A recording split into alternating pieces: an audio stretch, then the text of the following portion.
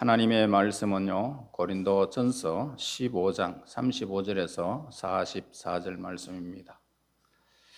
누가 묻기를 죽은 자들이 어떻게 다시 살아나며 어떠한 몸으로 오느냐 하리니, 어리석은 자여, 네가 뿌리는 씨가 죽지 않으면 살아나지 못하겠고, 또 네가 뿌리는 것은 장래의 형체를 뿌리는 것이 아니요 다만 밀이나 다른 것의 알맹이 뿐이로되, 하나님이 그 뜻대로 그에게 형체를 주시되 각 종자에게 그 형체를 주시느니라.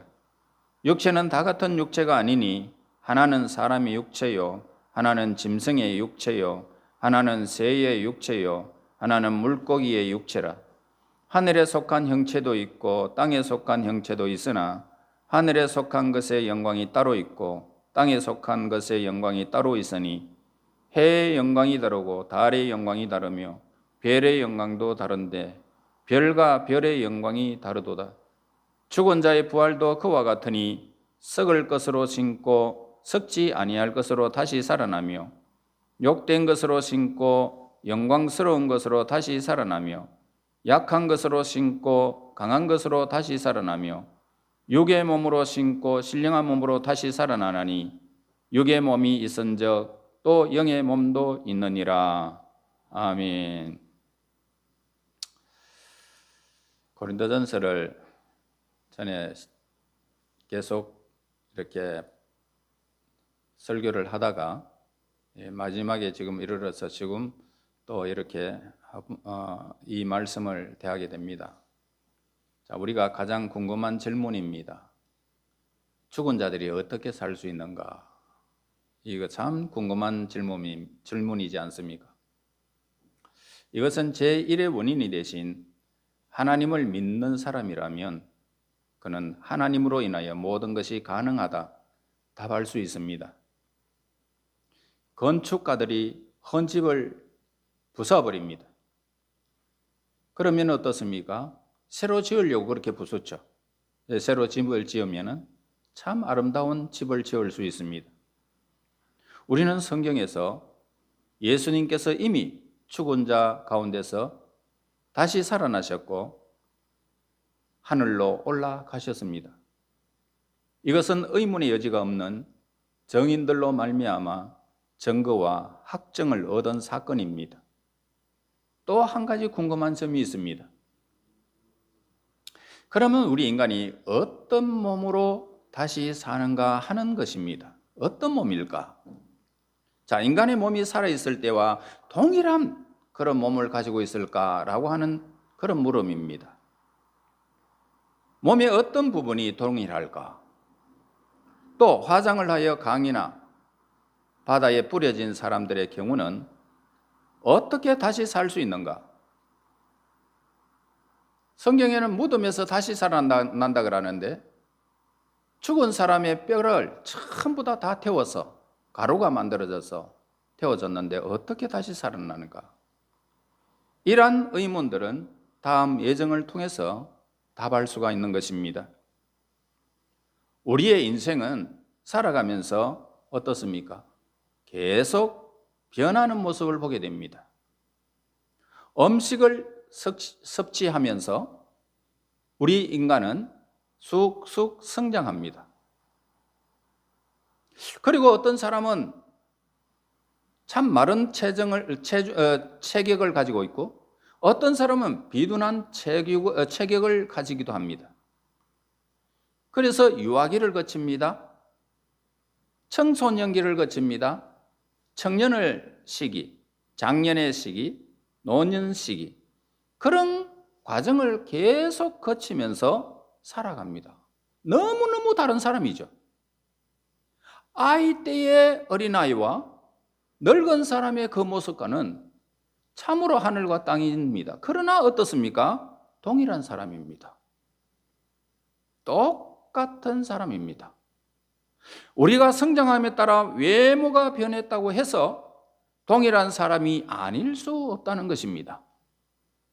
보이는 육체는 다르게 보입니다. 그러나 어떻습니까? 어떨 때 20년, 30년 후에 만났던 그 사람, 경험했던 그 사람이 오늘의 딱 보면은 당신 누구요? 라고 하지만 동일한 사람입니다. 우리는 외모는 무한히 변하지만은 우리의 내면은 어떨까요? 동일성을 지니고 있는 것입니다. 우리는 언제나 동일한 존재입니다. 육체는 변합니다. 그럼에도 불구하고 우리는 스스로 유지할 수 있는 똑같은 존재인 것이죠. 어릴 때에 밥 먹던 내가 장년 때에 노년 때에 똑같은 모습을 가지고 있는 것입니다. 그러므로 우리가 다시 살 때 다른 사람들도 또한 동일한 사람이라는 사실을 저와 여러분들이 알게 됩니다. 그러나 마지막 날 어떨까요? 마지막 날 부활한 모든 사람들은 우리 모두가 알아보기는 하지만은 그들은 더 이상 이전의 모습은 아닌 것입니다. 변화된 존재가 되었기 때문에 오늘 우리는 그 사람들이 아주 밝은 모습, 아름다운 모습을 지닌 채 부활하지만 그러나 우리가 이전에 그 사람 보았던 그 사람은 결코 아닙니다. 자, 우리의 육체는 이전에 썩어질 것에서 썩지 아니하는 것으로, 즉 우리의 육체가 죽으면 매장되어 우리의 육체는 흙으로 돌아가며 부패해버리고 싹 다 없어져 버립니다. 그러나 이 부활의 육체는 더 이상 썩지 않습니다. 이 육체는 영원한 육체로 변화되었기 때문입니다. 자, 43절 보겠습니다. 욕된 것으로 신고 영광스러운 것으로 다시 살아나며 약한 것으로 신고 강한 것으로 다시 살아나며. 자, 우리가 다시 살아날 때의 모습을 우리에게 가르쳐 줍니다. 그 몸은 예수님의 부활의 모습과 동일한 영광스러운 몸을 가지게 될 것을 우리에게 가르쳐 줍니다. 자, 그런데 오늘 우리가 살아가는 우리 사람들의, 인간들의 육체는 어떻습니까? 약합니다. 일을 하면 쉽게 지칩니다. 피곤하다, 그렇게 말합니다. 그러나 다시 사는 몸은 어떨까요? 피곤함이 없습니다.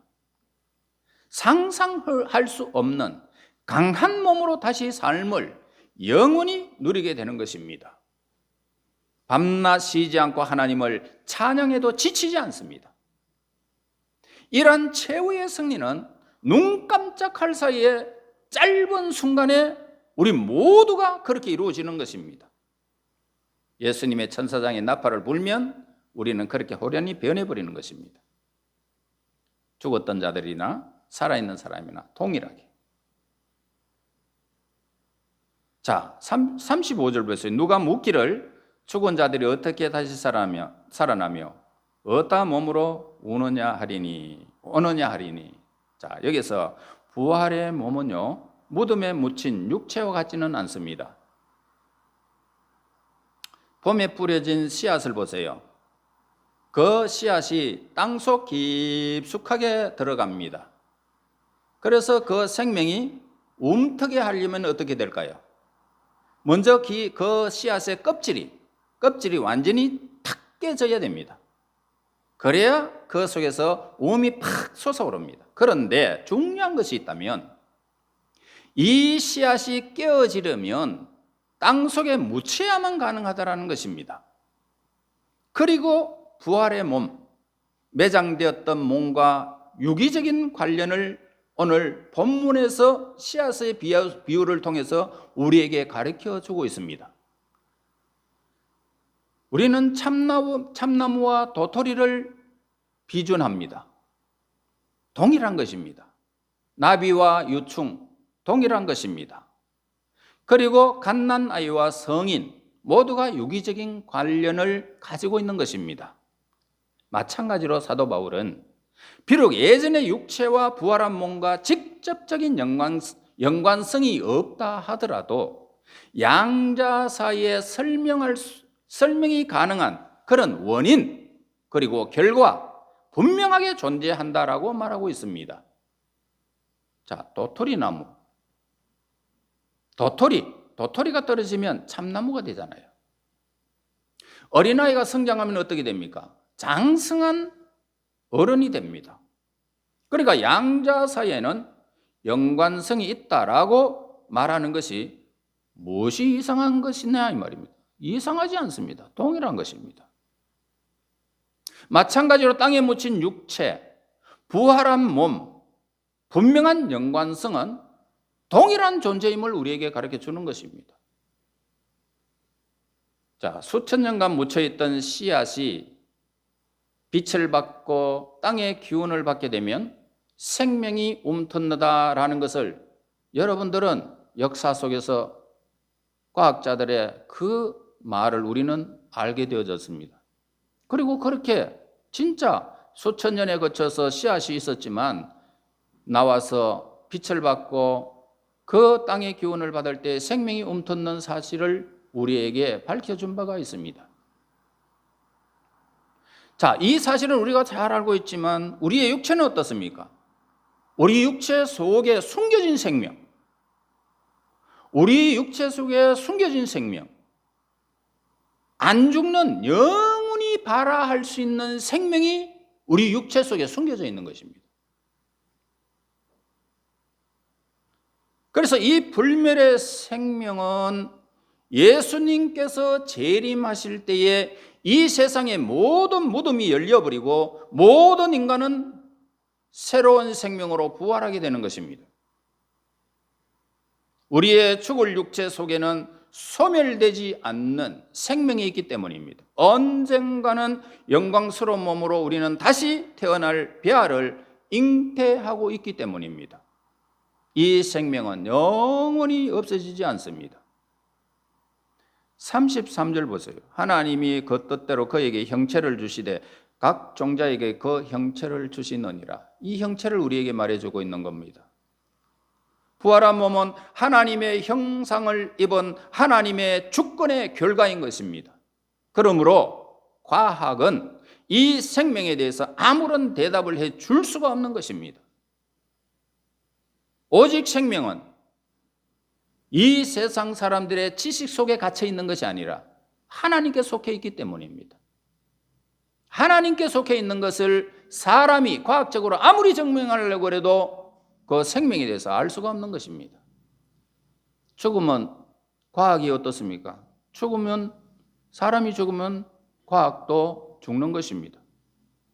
이후에는 전혀 밝히지 못합니다. 하나님께 속해 있기 때문에.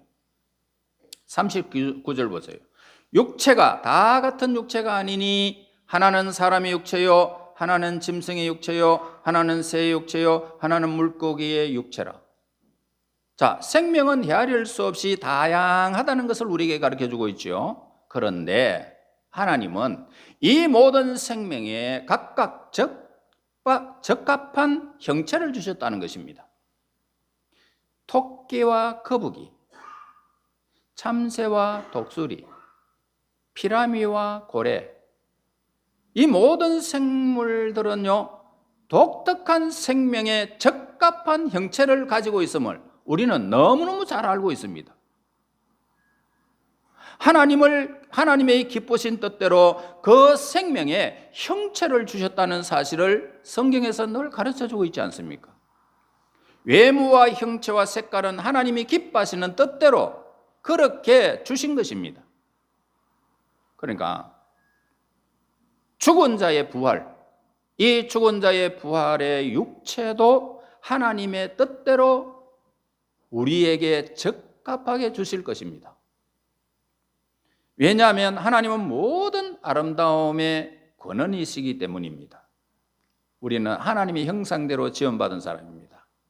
하나님이 가장 아름다운 모습으로 하나님이 우리에게 그 형체를, 한 사람 한 사람 고유의 형체를 하나님이 부활의 모습으로 우리에게 주실 것입니다. 그러므로 우리 모두는 그 영광스러운 이 부활의 모습의 아름다움을 보게 될 것입니다. 여러분들은 천사도 흠모할 만한 엄청난 아름다움의 영적인 육체의 몸을 하나님이 영혼의 몸을 우리에게 주실 것입니다. 41절에 말씀하죠. 해의 영광이 다르고 달의 영광이 다르며 별의 영광도 다른데 별과 별의 영광이 다르도다. 무슨 말이냐면 의인으로서의 부활은 영광스러움이 넘칠 것이라는 것을 말해주고 있습니다. 의인의 부활은 영광스럽다. 우리의 부활의 몸은 이전의 몸과 전혀 다르다는 사실을 바울은 세 단어로 표현해주고 있어요. 세 단어로. 즉 무슨 말이냐면 썩을 것, 욕된 것, 그리고 약한 것. 썩을 것, 욕된 것, 약한 것. 이 세 가지로 비유해 줍니다. 이와 대조적으로 어떻습니까? 부활의 몸에 대해서는 어떻습니까? 썩지 않을 것, 영광스러운 것, 강한 것으로 표현하고 있습니다.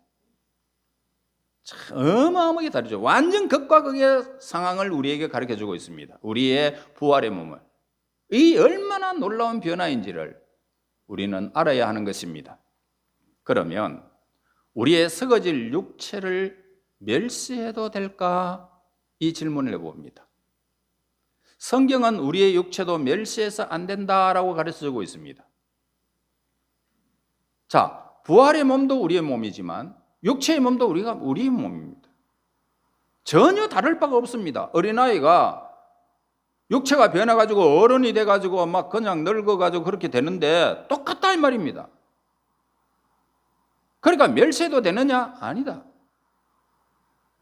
인간의 육체는 누가 지었어요? 하나님이 지으신 몸이기 때문에 우리 하나님의 백성들, 아니 인간들은 거룩한 몸을 가지고 있습니다. 비록 손상되고 부패하기는 했지만 그것은 죄 때문에 라는 것입니다. 자, 하나님께서 육체를 입으시고 우리 가운데 거하셨습니다. 그러므로 그분은 독생자의 영광이요 은혜와 진리가 충만했습니다. 예수님 안에는 육체와 함께 신성이 조화를 이루고 있었던 것입니다. 비록 썩어질 육체가 하나님 나라에 이르면 썩지 아니할 영광스러운 몸을 입을 것이지만 그럼에도 불구하고 현재의 육체 또한 얼마나 아름다운 것인지를 우리에게 가르쳐주는 것입니다. 여러분, 보석이 있다면 여러분만큼 보석이 있겠습니까? 각자가 모습이 다 달라요. 그러니까 이 세계에서, 이 세상에서 진귀한 것이 뭡니까? 똑같은 것이 없고 그런 모습을 가지고 있는 보석이 있다면 그거는 값을 매기지 못할 정도로 엄청나게 비쌉니다. 우리 사람 한 사람 보세요. 얼마나 똑같은 사람이 아니잖아요. 그러니까 하나님 보석이 여러분 모두가 보석이라. 얼마나 아름답겠어요. 그러니까 우리는요, 하나님 보시기에 너무너무 아름다운 모습을 각자가 다 가지고 있는 거예요. 그러므로 여러분들의 육체를 절대로 파괴시켜서는 안 됩니다. 미워해서도 안 됩니다.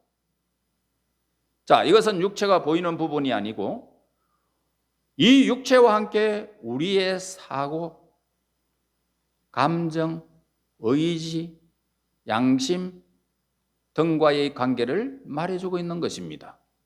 보이는 육체를 우리에게 그렇게 아름답다? 물론 아름답습니다. 그런데 우리의 사고와 감정과 의지와 양심 이런 것들을 관계를 이루고 있다는 것입니다. 그것은 하나님의 영원한 나라에 이르기까지 오늘 필수적인 것이고 그것을 통해서 하나님과의 교제가 가능한 것입니다. 그래서 우리의 눈을 한번 생각해 볼까요?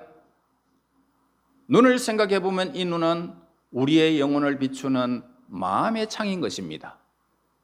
빛나는 눈동자를 통해서 우리의 얼굴은 더욱 아름답게 빛나게 되는 것입니다. 또한 우리의 육체는 우리의 영혼, 우리의 영혼이 순결함과 사악함과에 따라가지고 그 자태가 형성되어지고 우리의 내면을 드러내주고 있는 것입니다. 온유한 사람의 눈은 어떻습니까?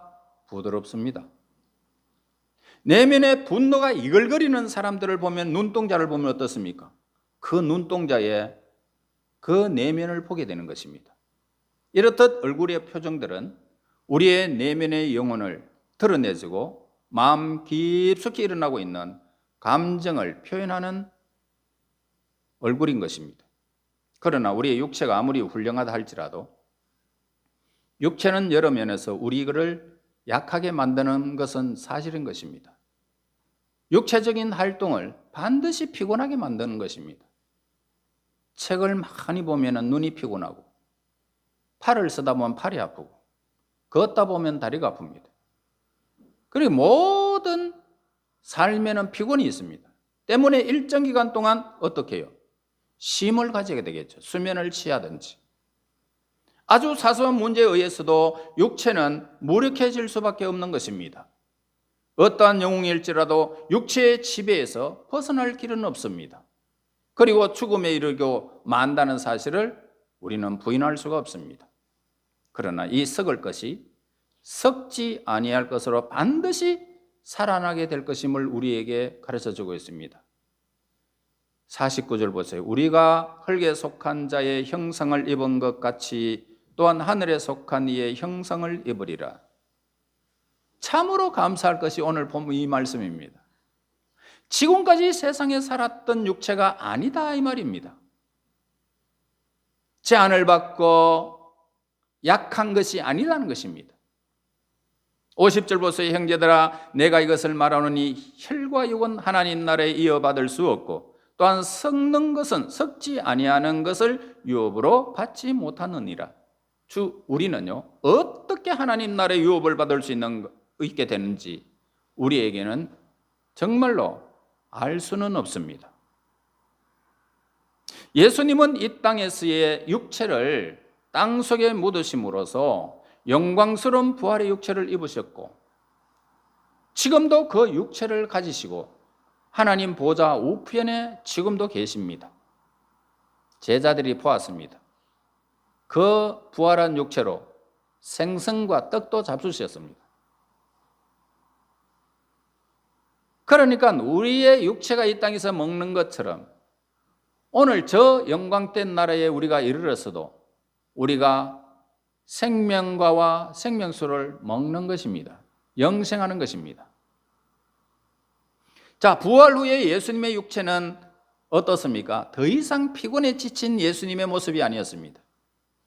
어디든지 그분은 시간과 공간을 초월한 모습으로서 참으로 우리 인간이 전혀 알지 못하는 강함을 지니셨고, 그분은 피곤을 느끼는 분이 결코 아니었습니다.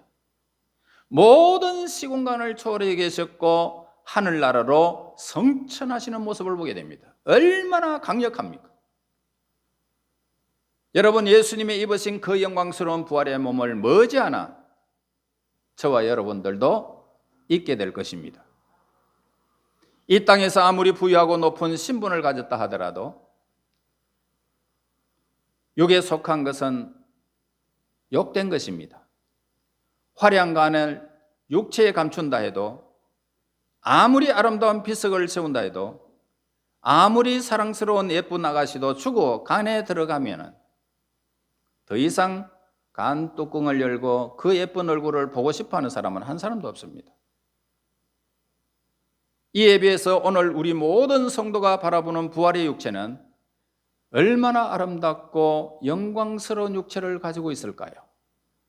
본문에서 사도 바울은 우리에게 한 생명, 한 육체, 한 영광이 여러 형체를 취할 수 있다는 것을 우리에게 가르쳐주고 있습니다.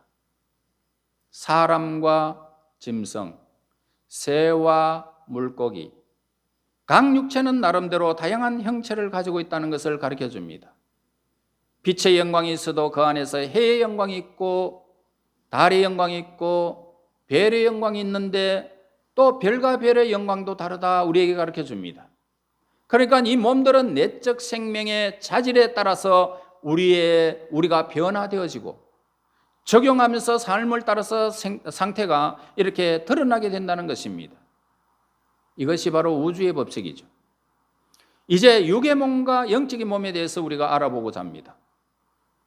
씨앗을 우리에게 가르쳐주고 있죠.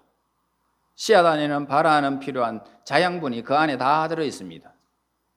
그리고 발화 과정을 통해서 다른 모습으로 변화되어집니다. 뿌리는 땅 깊은 곳으로 내려가고 삭은 땅 위로 탁 뻗어 올라오게 되죠. 그리고 줄기가 되어지고 꽃이 피고 열매가 맺혀지고 이삭이 거두게 됩니다. 많은 열매를 맺게 되죠. 자, 이 새로운 열매와 줄기는 이전 것과는 전혀 다른 모습입니다.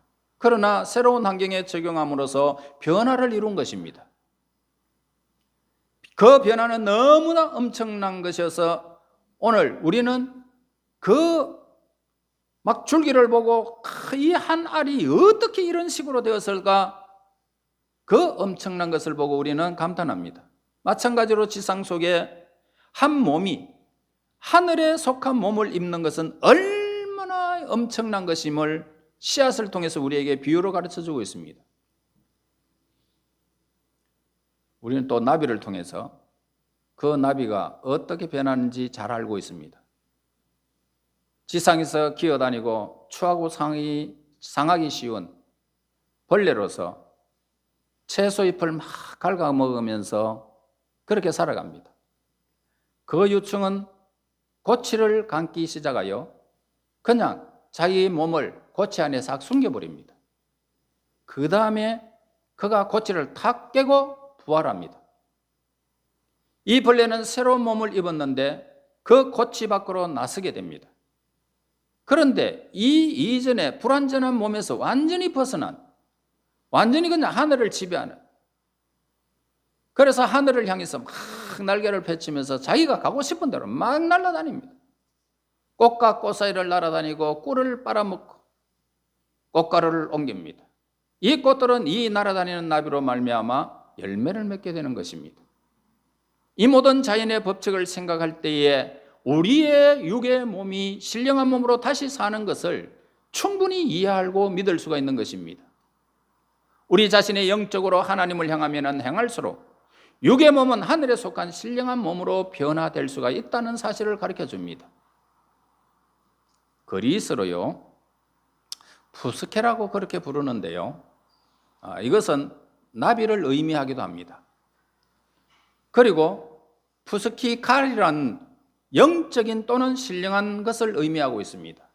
그러므로 바울은 본문에서 신령한 몸이라고 그렇게 한 것은 신령한 사람 또는 영에 속한 사람을 의미한다라고 해석할 수 있습니다. 그러므로 인간은 본능에 따라서 행하지 않습니다. 지성과 감성이 영혼에 의해서 지배받는다는 점에서 다른 동물들과는 전혀 다른 것입니다. 동물들처럼 본능에 따라 행하지는 않습니다. 참을 것은 참고 행할 것은 행할 수 있는 지력이 있고 감성이 있습니다. 그래서 영혼에 의해서 우리는 도덕적인 존재가 되고 양심과 이성을 소유하는 것입니다. 신령한 몸을 가진 존재라는 것은 영에 의해서 지배를 받는 사람을 의미하고요. 그는 그의 내면에 자리 잡고 있는 영에 따라서 행동하게 되는 것입니다. 그러할 때 그는 하나님을 향하여 양심과 믿음과 사랑의 최고의 가치를 두고 살아가게 되는 것입니다. 본문에서 사도 바울이 주장하는 것은 뭡니까? 우리가 신령한 상태에 있다 하더라도 우리의 몸은 현재의 상태와 그 생명의 상황에 적응해야만 된다는 점을 우리에게 이야기를 하고 있습니다. 우리가 영에 속하고 신령한 삶을 살려고 한다면 우리는 현재 몸으로도 도달할 수 없는 신령한 몸을 사모하고 발전시켜 나가라는 것입니다. 그러할 때 마치 미랄이 그 씨앗 안에 장래의 이삭의 열매를 잉태하듯이 이 땅에 속한 육의 몸 안에 예수님을 믿는 믿음 안에서 하늘에 속한 신령한 몸을 심게 되고 또 우리가 그 열매를 우리가 보게 되는 것을 가르쳐 줍니다. 그래서 때가 되어 땅에 묻히게 될 때 유청에서 나비가 나오듯이 예수님 안에서 하늘에 속한 신령한 몸으로 다시 새로운 삶을 저와 여러분이 살아가게 될 것을 가르쳐 줍니다. 그러나 우리의 현재의 몸은 영적인 생명을 불완전하게 드러낼 뿐인 것입니다. 육에 속해 있기 때문에 영에 속한 많은 것들을 가리게 만드는 것입니다. 영을 쫓아 행하려 하면 할수록 우리 자신은 어떻습니까? 철저히 육에 속한 존재임을 깨닫게 됩니다. 아, 괴롭도다. 내가 하나님을 위하여 이렇게 하기를 원했는데 내 육에는 새로운 본성을 또 보는도다. 오라 나는 공고한 사람이로다. 바울과 같이 또 그렇게 하는 것입니다. 육에 속한 존재는 이럴 수밖에 없구나, 이렇게 한탄하게 되죠. 그러므로 이 영적인 사람이 되기를 갈망한다면 우리가 어떻게 하면 될까요? 육의 굴레에서 벗어나야 될 것을 우리에게 가르쳐 줍니다. 자, 그러므로 우리는요, 언젠가는 이 육의 옷을 벗어버릴 것이고 신령한 영의 몸을 우리는 가지게 될 것입니다. 이 날이 우리 하나님 백성들의 환호를 부르는 날이고 감격스러운 최고의 순간이 될 것입니다. 여러분들은 옆에서 같이 성도로서 교제했던 사람들의 영화로운 몸을 같이 보게 될 것입니다. 얼굴과 얼굴을 맞대게 될 것입니다. 그때 신령한 모든 능력이 우리를 사로잡는 것을 보게 될 것입니다. 영광스러운 몸으로 하나님께 속한 자가 될 것입니다. 그리고 하나님께서 예비하신 영원한 영광으로 이끌림을 받아 저와 여러분이 영원히 살아가게 될 것입니다. 예수님 안에서 이렇게 우리는 이루어질 것입니다. 예수님 안에서 죽음을 경험하고 생명에 이르는 순간 변화된 신령한 몸으로 오늘 새로운 세계에서 영원한 영광의 그 몸으로 하나님과 함께 영생을 누리시기를 예수님 이름으로 축원합니다. 하나님 감사하고 영광을 돌립니다. 약하고 추한 몸을 가지고 있었지만 강한 것으로 우리에게 부활의 몸을 허락하여 주신 하나님께 영광을 돌립니다.